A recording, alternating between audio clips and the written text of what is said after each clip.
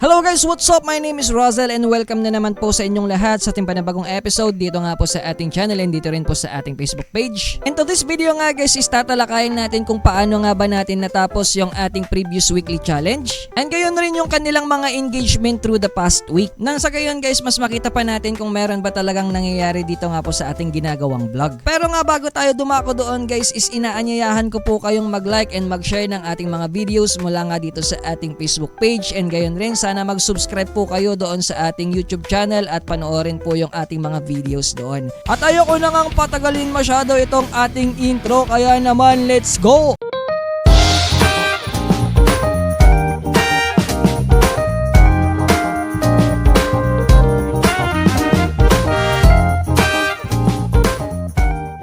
At eto na nga guys, yung ating weekly challenge at yung unang task nga dyan is kailangan nating magkaroon ng 5 bagong followers. So yun na nga guys, yung naging approach natin dito sa unang task is nag-add tayo ng ating mga bagong friends dito nga sa ating profile. At syempre guys, sinamahan natin yan ng panalangin para total victory tayo within this past week. Kaya nagpapasalamat ako sa Diyos guys kasi na-clear nga natin yung task na yan.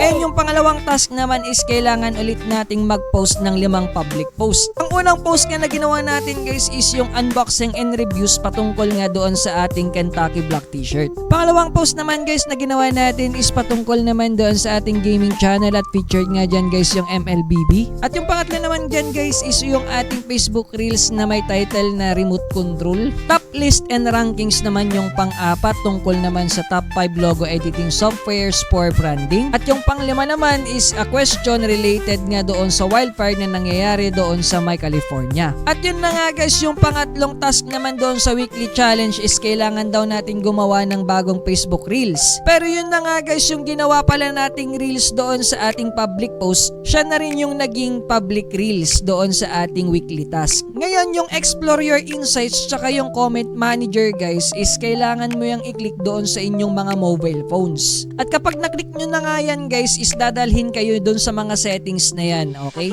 At yun na nga guys, punta na tayo doon sa ating engagement reviews. At yun na nga guys, gumawa nga tayo ng chart para sa engagement ng ating mga content dito nga sa ating FB page. At eto na nga guys yung mga naging resulta nun. So sa content na Kentucky guys, nagkaroon tayo ng 353 plays. At nagkaroon siya ng 134 reach. Ngayon yung 97 dyan guys is hindi natin follower.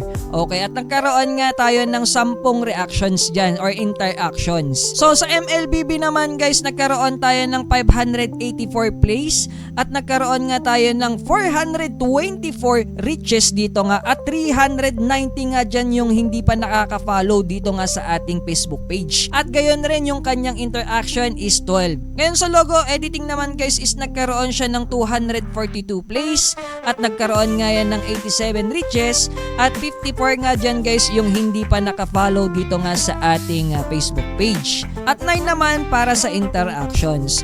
Now doon sa ating Facebook Reels naman guys na Grow Old With You is nagkaroon siya ng 113 plays.